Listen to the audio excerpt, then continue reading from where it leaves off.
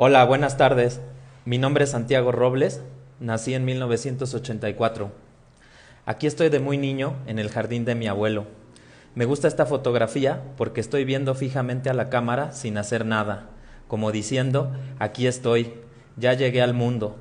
Y también por la sudadera que traigo puesta, símbolo del amor-odio que sentimos hacia el capitalismo, síntoma de nuestra sociedad.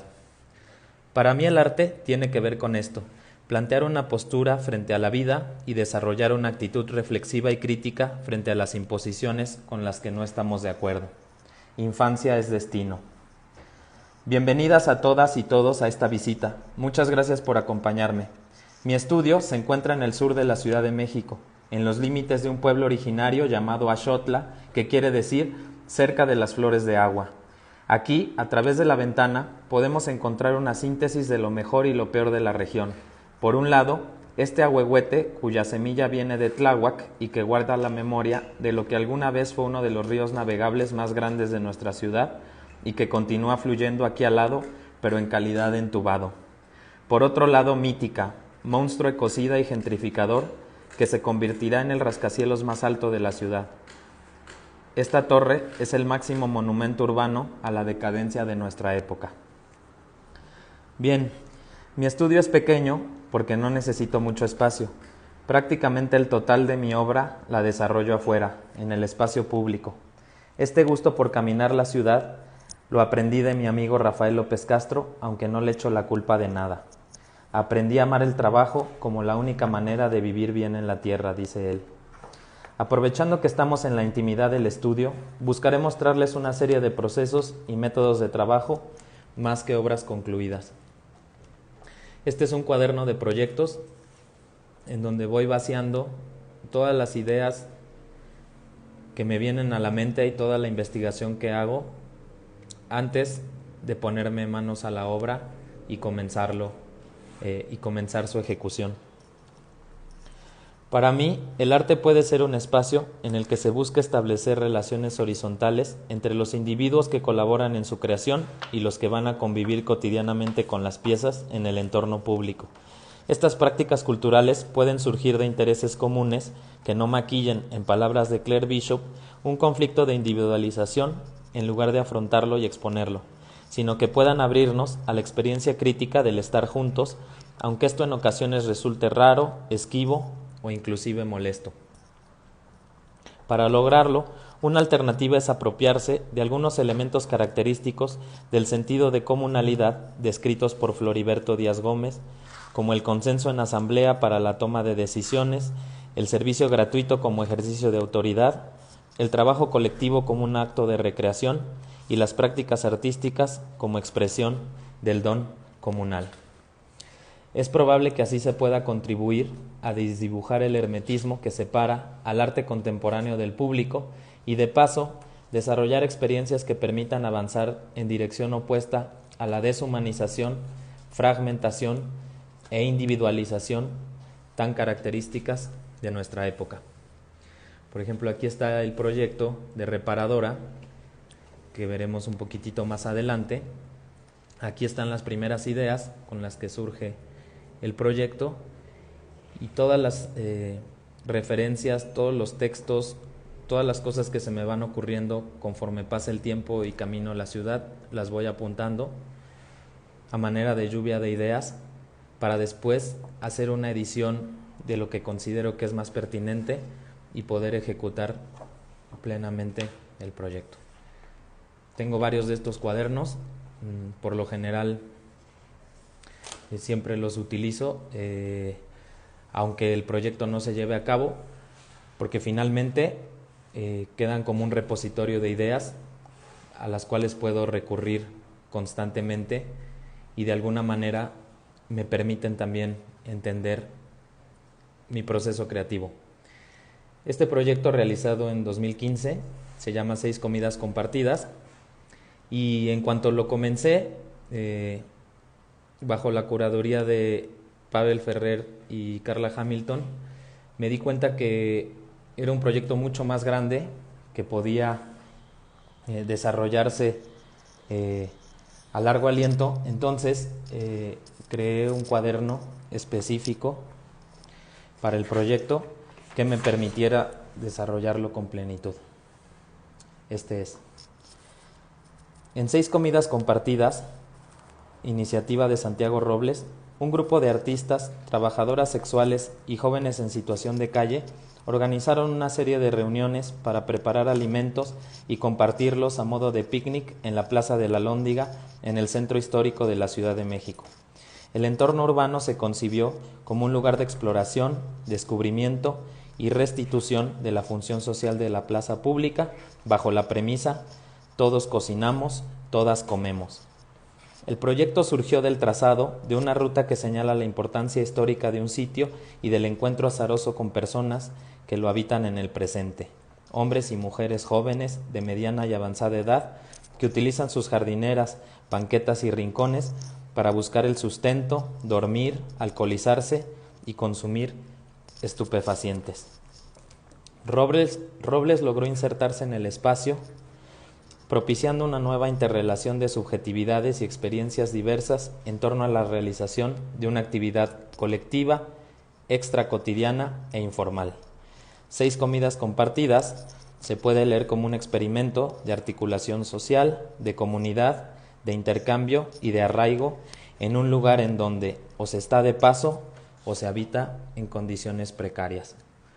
Karina Ruiz, historiadora del arte. Aquí además aproveché para comenzar los primeros apuntes de un proyecto que no he podido llevar a cabo aún, que se llama Declaratoria de la Intemperie, y aquí está toda la estructura y toda la justificación del proyecto que espero poder realizar en la Plaza Loreto, en el centro histórico de la Ciudad de México, que es un límite, es una frontera entre la zona turística y la zona de vecindades y de comercio donde desarrollan sus actividades las personas que ahí viven. Este proyecto sería la tercera parte de una trilogía que está conformada por 6 comidas compartidas, en primer lugar, y en segundo lugar, la carpa orgánica de la Soledad. Aquí están algunos dibujos de las 6 comidas compartidas. Aquí estamos preparando los alimentos y cada uno de estos dibujos, al ser un registro de los acontecimientos llevados a cabo en el espacio público, tienen una hora, una fecha y un título, que generalmente es una frase que las personas que estaban realizando las acciones mencionaron o se dijeron entre sí. Bien.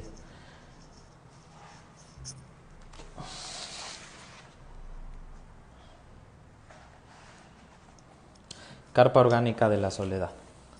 El proyecto propicia un vínculo con un grupo de trabajadoras sexuales de la Plaza de la Soledad, ubicada en el barrio de la Merced, en el centro histórico de la Ciudad de México, a través de la realización de distintas actividades basadas en el establecimiento de relaciones lo más horizontales posibles y que atienden intereses comunes. La carpa se instala en el espacio público y se convierte en el punto de reunión con el grupo de trabajadoras sexuales, las cuales se articulan en torno a 3 ejes temáticos específicos: el tiempo, el espacio y la energía.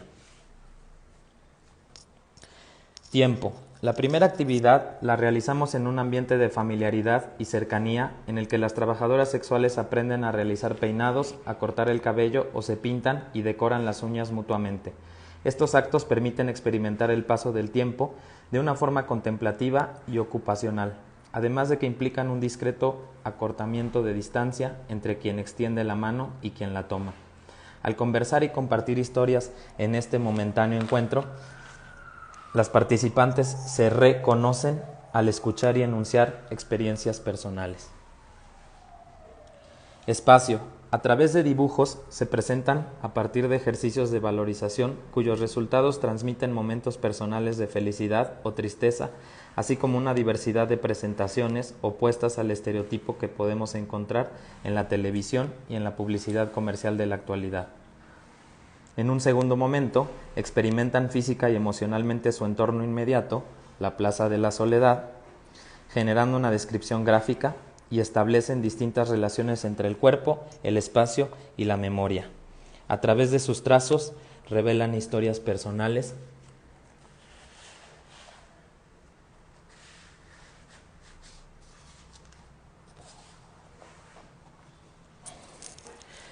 A través de sus trazos revelan historias personales que se vuelven colectivas. Y finalmente, la energía. En esta fase del proyecto se desarrolla un espacio de exploración, descubrimiento y restitución de la función social de una plaza pública. Se comparten los alimentos, que son la fuente primordial de energía, y se involucra una diversidad de personas que intercambian ingredientes e historias personales, guisos y recetas, a través de las cuales se generan nuevas relaciones, vínculos afectivos, diálogos y aprendizajes entre conocidos y desconocidos. Estos son los dibujos que hacemos de manera colectiva. La técnica es esmalte de uñas sobre papel. Contamos con el apoyo de Verónica Bapé, que es una gran artista, para completarlos. Aquí están ellas representadas. ¿Bien? Aquí estoy yo. Así me dibujaron. Santiago, está Cristina, Alicia, y están los utensilios que decidían que debíamos de utilizar para llevar a cabo las actividades dentro de la carpa. Obviamente este proyecto no involucraba una retribución económica hacia ningún integrante, por lo tanto las actividades aquí planteadas debían de surgir de sus propios intereses para que ellas tuvieran la iniciativa de volver 2 veces por semana a este espacio para continuar desarrollando las actividades que decidían. Este proyecto se presentó en Exteresa Arte Actual bajo la curaduría de Pedro Ortiz Santoranz en el año 2016. Bien, ahora pasemos por favor a Reparadora. De Reparadora me encontré estas galeras que son la planeación que hicimos para realizar los libros de artista y me pareció muy buena idea presentarlos ahora. Es un proyecto que se desarrolló durante 2 años y finalmente se expuso en el Poliforum Siqueiros con una curaduría de Cristian Barragán y escribimos el siguiente texto. Las ciudades son vastos depósitos de historia que pueden ser leídos como un libro si se cuenta con el código apropiado. Son sueños colectivos cuyo contenido latente se puede descifrar. Los pasajes son cruceros no solo de transeúntes y cosas, sino de pensamientos y voluntades con múltiples orígenes.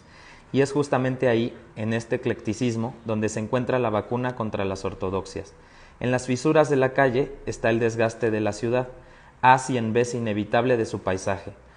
Rellenar los huecos de la calle revela lo que no está, lo que se deshizo, a base de minutos, días y años, a causa del paso de miles de personas, esa historia que han contado los poetas. No hay que reescribirla, sino escucharla. Reparadora no salva a nadie ni a nada, incluso no repara. Reparadora visibiliza el fallo de la ruta elegida, representa una ruptura. Caminar una calle implica conocerla y hacerla propia.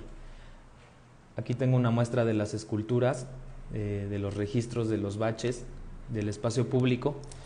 Y lo importante aquí fue generar un dispositivo como de mímesis institucional para recorrer las calles de la ciudad y que los vecinos se acercaran y comenzaran de manera voluntaria a ayudar al equipo de Reparadora a reparar simbólicamente las calles, aunque en realidad no se reparaban porque, como aquí se puede ver, los materiales eran productos perecederos que con el paso del tiempo se deshacían. Sin embargo, por el color naranja de las reparaciones, estas fisuras de la calle cobraban relevancia y así dejaban de ser elementos anónimos dentro del entorno urbano. El texto que les acabo de leer lo escribimos María José Ramírez, Cristian Barragán y yo para la presentación de todas estas acciones llevadas a cabo en el espacio público y que finalmente derivaron en una reflexión sobre el suelo que todos pisamos en esta ciudad y que por lo tanto compartimos. La presentación en el Poliforum estuvo acompañada de especialistas que nos hablaron sobre los temas más importantes relacionados con el proyecto, y de esta manera se cerró la idea de colaboración dentro de un espacio público al que cualquier persona pudo acceder para dialogar con los ponentes y con las obras presentadas en el Poliforum. Bueno, aquí enfrente tenemos una litografía que se llama La Señal. Son 30, es un múltiple de 30 piezas. A cada una le dibujé a mano el Popocatépetl y el Iztaccíhuatl, que se pueden ver detrás. Y cuenta con un poema de Cristian Barragán. La impresión de esta litografía fue realizada en el taller La Máquina de Francisco Limón, en una prensa Guarán de 1939, traída de París a la ciudad de Oaxaca.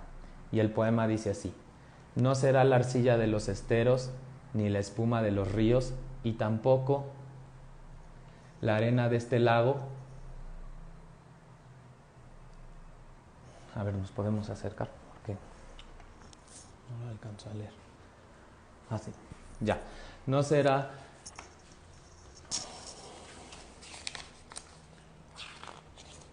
Dice así: no será la arcilla de los esteros, ni la espuma de los ríos, y tampoco la arena de este lago, esta quieta mancha en tu embravecido corazón, que nada dice a la memoria, sino un relámpago de penumbrosa agua, lo que alumbre en silencio la mirada. No será nunca lo que se ha escrito, ni este momento suficiente llama para abrazar la noche y el testimonio de nuestra oscurecida palabra. Es una versión alternativa de la señal que encontrarían los mexicas prometidas por su Dios al llegar a la cuenca de México. Por eso están navegando en una barca sobre el agua. Muy bien. Vamos de este lado, por favor. Les voy a presentar aquí el proyecto en el cual estoy trabajando actualmente. Se llama Zonas de Transición y este texto es de Laura Martínez, historiadora del arte. En su proyecto de larga duración, llamado Zonas de Transición 2018-Actualidad, Robles se ha dedicado a pensar la urbe y su relación con los entornos naturales. Este ejercicio parte de una caminata por las zonas de transición de las grandes ciudades, es decir, las zonas entre lo rural y lo urbano, desencadenando una producción de dibujos y pinturas en tonos neón, coloración siempre relacionada con el diseño futurista urbano moderno, cuya temática son aquellas estructuras desvencijadas, aquellos ríos desecados, aquellas plantas cuyo porvenir es la muerte por contacto humano. De nuevo, Robles establece una pregunta fundamental: ¿cuál es nuestra relación con el entorno? Y la serie de respuestas son perturbadoras, reconfortantes, esperanzadoras y realistas, todas a la vez. La naturaleza se deseca, se marchita, se corta y se reproduce. Somos testigos de la muerte y resurrección interminable de la vegetación a nuestro alrededor. Sitios que se barbechan, sitios que reflorecen, sitios que se secan y sitios donde el agua vuelve con o sin el consentimiento humano. El artista se mantiene como testigo presencial, historiador de los hechos, memoria de la destrucción, renacimiento, como ciclo perpetuo. Aquí están algunos de los dibujos de las pinturas que voy registrando conforme camino en estas zonas, donde la ciudad ya no es ciudad y donde todavía la parte rural no está configurada de manera plena. Y estos límites me interesan mucho porque nos hacen pensar sobre el centralismo de las grandes ciudades y también sobre lo poco que conocemos del lugar en el que vivimos. Estos materiales están realizados con diversas técnicas. Hay dibujos a grafito, con tinta, con risografía, pinturas al óleo, y también voy registrando distintos audios, distintos sonidos del paisaje, y me voy entrevistando con los habitantes de estas zonas de transición para capturar, para recolectar la experiencia de vida en este entorno. Aquí tengo de manera permanente esta hoja teñida con añil proveniente de los icots de Oaxaca. Es un color fundamental para mí que sirve como guía en la creación de toda mi obra pictórica y gráfica. Bien. Constituido por caminatas, testimonios, crónicas y documentación visual diversa, Zonas de Transición se ha materializado también en una nueva serie de pinturas que desde sus títulos manifiestan abiertamente una posición crítica ante los hechos que señalan. La ciudad no termina aquí porque sabemos que no se acaba nunca. Toda esa orilla era el lago y cuando tenía 5 años todo esto estaba sumergido en agua. Son tan solo las primeras obras de este cuerpo pictórico. Realizadas durante el año 2018 y hasta la actualidad en mediano formato, característico del cartel publicitario, cada uno de estos trabajos posee la peculiaridad de estar fundado en un retruécano histórico y formal del arte. Mientras que la técnica empleada, principalmente óleo sobre lienzo, remite a ciertos ideales de la pintura clásica, en especial al abordar un género tan tradicional como lo es el paisaje, la paleta seleccionada por el artista a base de colores y tonos neón, típico de productos y marcas comerciales, denota un contexto contemporáneo incierto y volátil, ajeno a un pasado ilustre, fijado en el imaginario de la humanidad. Una estrategia similar, formulada a partir de la contradicción de opuestos, está presente en otros proyectos de Santiago Robles. Cristian Barragán, curador de arte. Bueno, algo que caracteriza mis proyectos es que no solamente me gusta abordarlos desde la parte estética, desde la parte visual, sino que también me gusta mucho escribir las experiencias. Todos los proyectos que les he mostrado, Reparadora, 6 comidas compartidas, Carpa Orgánica de la Soledad, por lo general guardan un archivo de textos que a veces se presentan de manera pública y a veces no, en la que confluyen distintas voces, no solamente la mía, y que sirven para generar el campo semántico del proyecto para darle una polifonía de voces, pero también para delimitarlo y que las personas que colaboraron en el proyecto tengan una voz activa dentro de él y no solamente la mirada o la opinión vertical del artista que impulsó la iniciativa.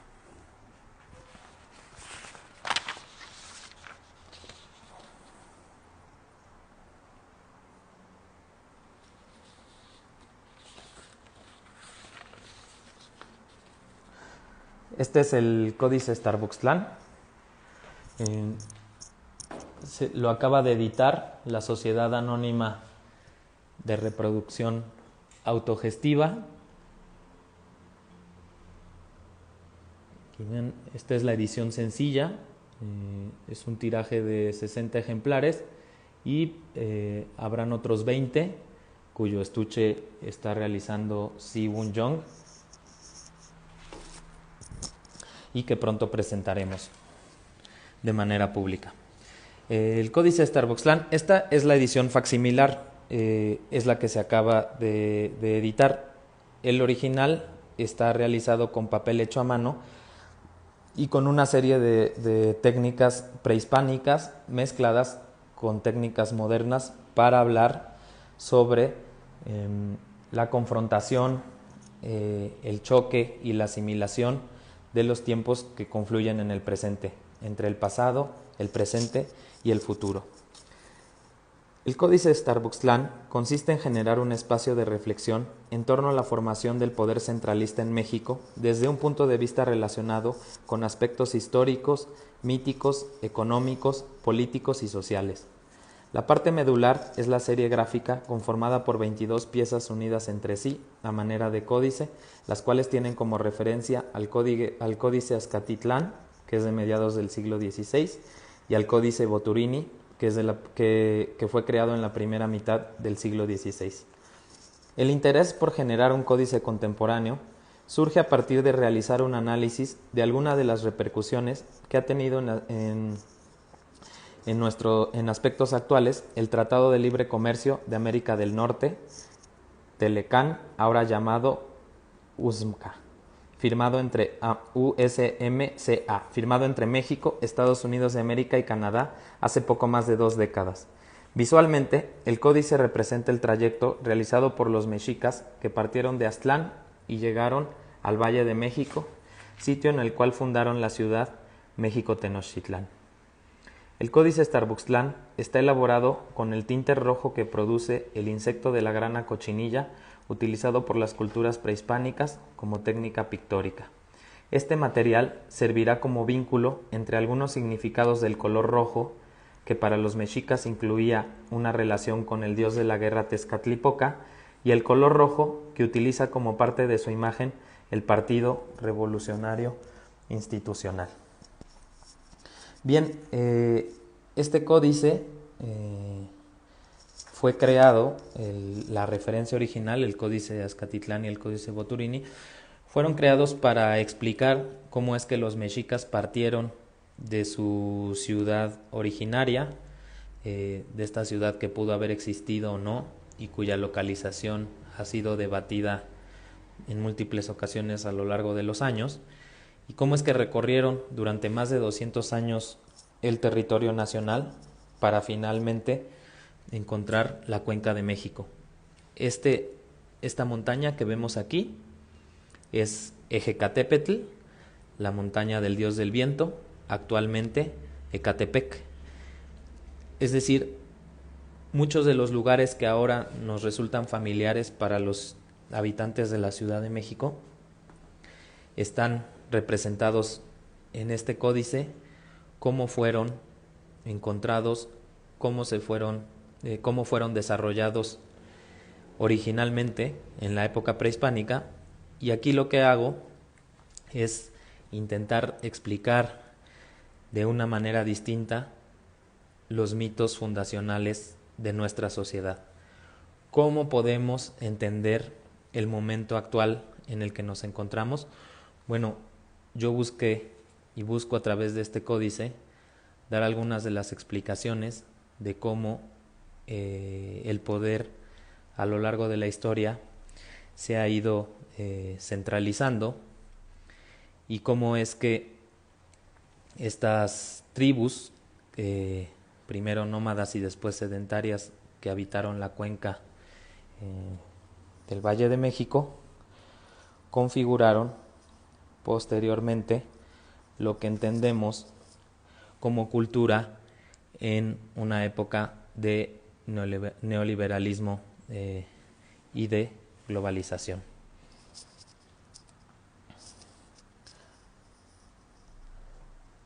Por cuestiones de extensión no alcanzo a presentar todo el códice. Al final viene un código QR que, si el lector lo activa, lo lleva a una plataforma en donde distintos locutores están narrando el códice. Es decir, hay un audio de acompañamiento para que las personas que estén consultando la obra puedan tener un acompañamiento, un seguimiento narrativo. Y esta narración, este poema, lo escribimos Cristian Barragán y yo, y es una reinterpretación de la migración mítica de los mexicas. Les voy a leer unos breves fragmentos de esta narración a propósito de 3 piezas que tenemos aquí del proyecto Migración. Exploración. Un día salimos para volver. 13 veces 20, una vida después, una nación más tarde. Viaje alrededor de una cuenca, una casa o un caracol. Algunos de nosotros nos quedamos a la vera del camino, otros emprendimos la travesía. Entonces fuimos guerreros que partían hacia aguas desconocidas, lejos hacia nuestro encuentro, 13 veces 20. Esa es la partida. Huitzilopochtli. Caída del cielo, hecha presa suya la furia, aire hiriente sus garras, vi al ave solar desatar la más oscura noche entre nosotros, la más sola orfandad. sin nuestro atlatl, sin nuestra red, sin nuestra palabra, sin un nombre siquiera? ¿A quiénes dejamos en el camino? ¿Cuándo habrán de cerrarse sus ojos, detenerse sus corazones? Caído del cielo, oí el eco de un relámpago y de un lamento. La señal. Bien, este es, digamos, era el punto final de la migración. Aquí habían distintos desenlaces y el símbolo, el icono que encontraban al final de esta migración no era ya San Juan el águila devorando o venciendo al paganismo, a la serpiente, sino un nuevo símbolo que representa al libre mercado y a las prácticas tan desiguales en términos de competitividad económica que tenemos actualmente.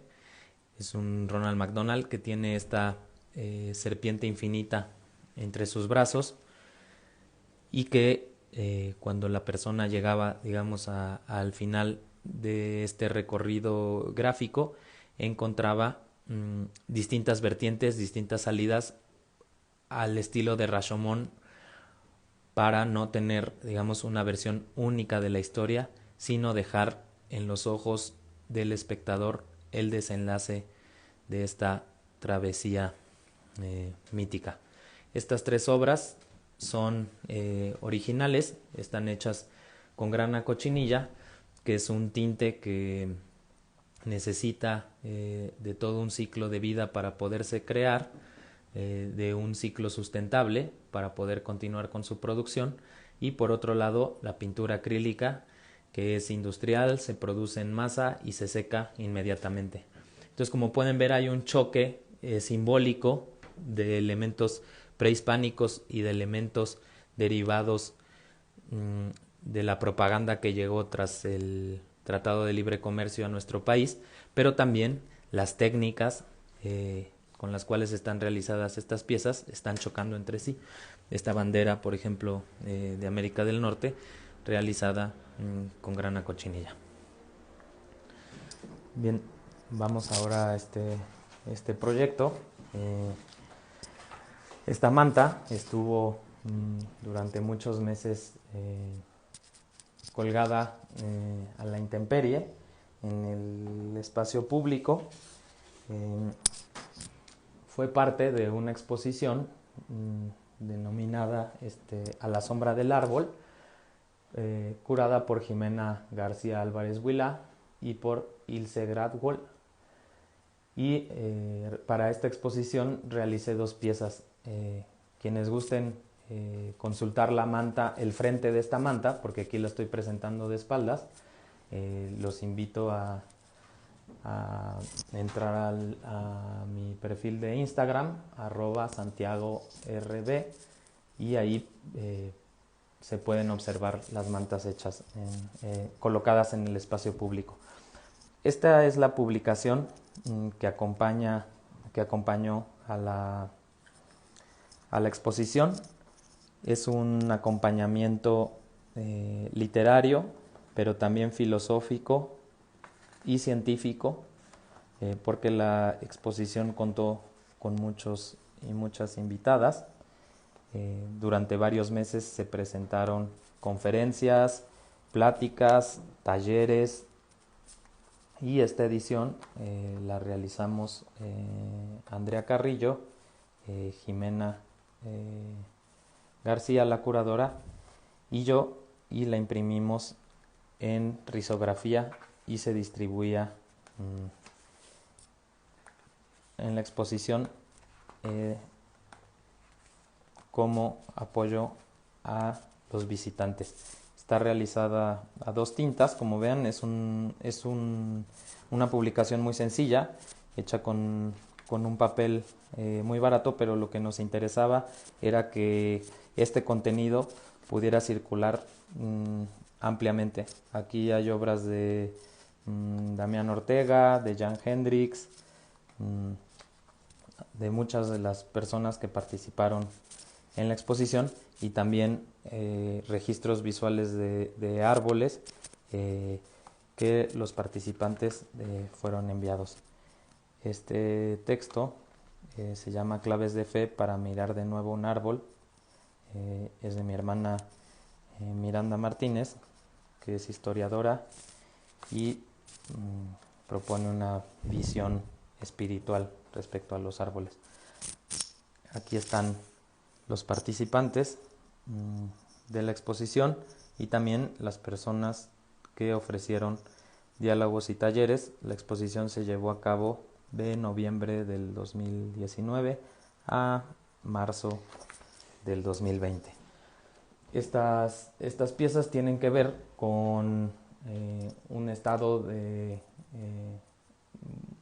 enfermedad que tuve el año pasado, el más crítico que he tenido en mi vida hasta ahora, y son una ofrenda hacia los árboles para pedirles poder estar fuerte, poder crecer como ellos y florecer. Están realizados con tintes naturales, ahí podemos encontrar de nuevo al añil, y se titula Árbol de la Esperanza. Este es el esquema de la segunda manta, que fue mucho más grande. Aquí está el dios murciélago, el dios prehispánico del murciélago, que es quien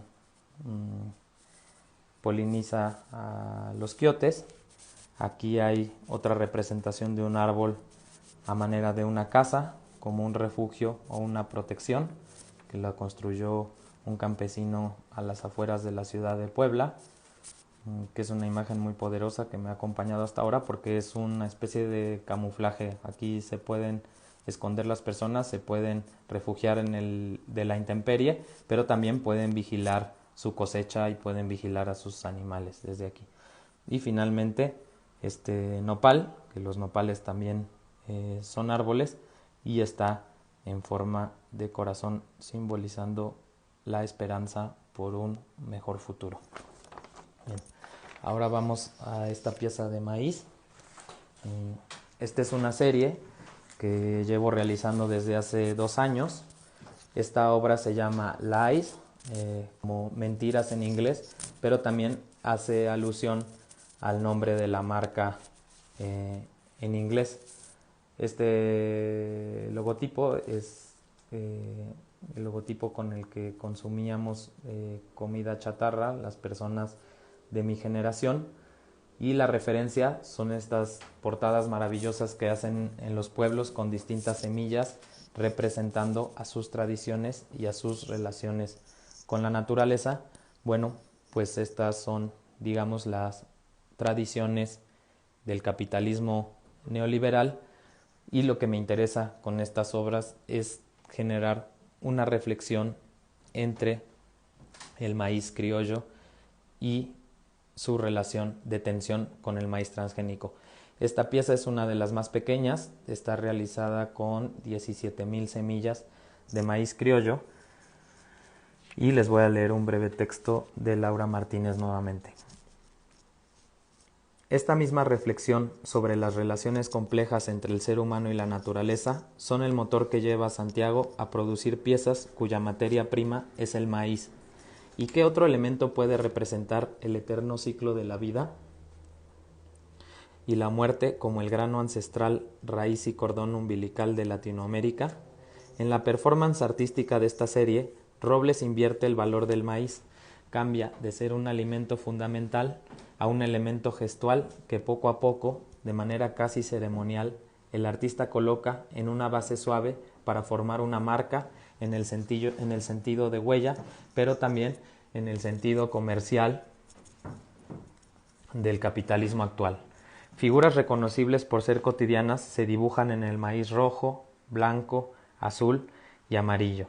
Sabritas, Coca-Cola, Pepsi, Starbucks, elegías del consumo a través del sagrado grano prehispánico, paradojas de la era contemporánea, mapas de la historia del consumo, estética postcapitalista y pre-pandémica. Bien, finalmente, en cuanto a obras en este sentido, les quiero presentar esta pieza que realicé hace más de 10 años cuando viví en la ciudad de Oaxaca. Eh, Quise mostrárselas porque son obras que no han sido presentadas ampliamente. Eh, Esta en particular se llama Heroica y son grabados realizados con tintes transparentes para lograr este efecto de veladura. Y aquí la oposición es clara.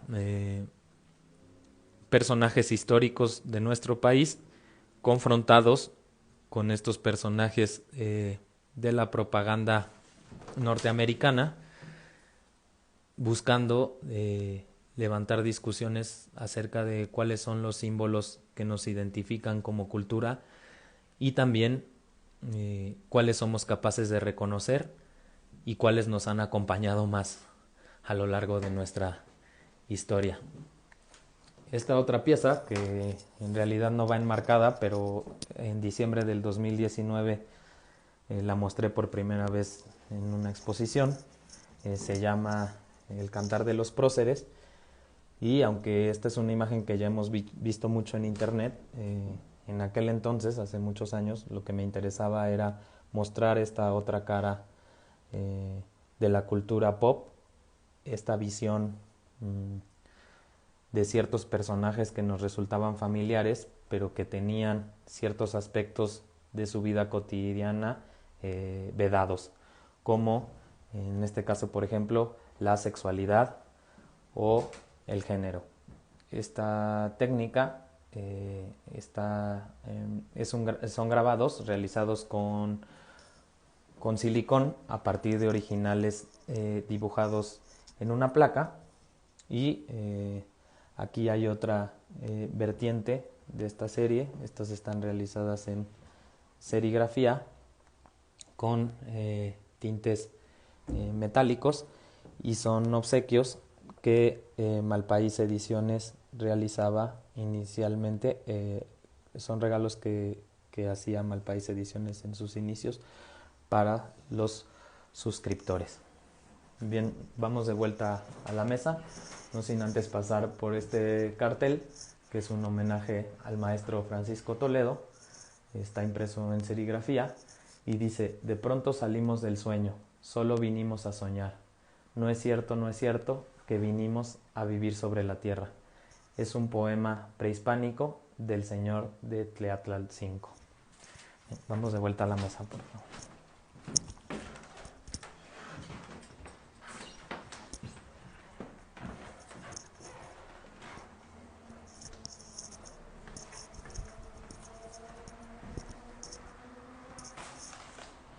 Esta es la publicación que acompaña a la exposición de Migración, los breves fragmentos de poesía que les leí. La edición viene acompañada de unas estampas para que cualquier persona en sus recorridos cotidianos pueda ir marcando estas trayectorias e irlas registrando para después compartirlas con un hashtag y posteriormente hacer una edición con cada una de las migraciones de los habitantes de la ciudad. La publicación tiene textos de Javier Raya y de Karina Ruiz y presenta también la experiencia de haber caminado desde la periferia sur de la Ciudad de México, donde se encontraba el inicio de la exposición, hasta el centro de la ciudad, lugar donde se encontraba la segunda parte de la exposición, donde se encontraba la señal.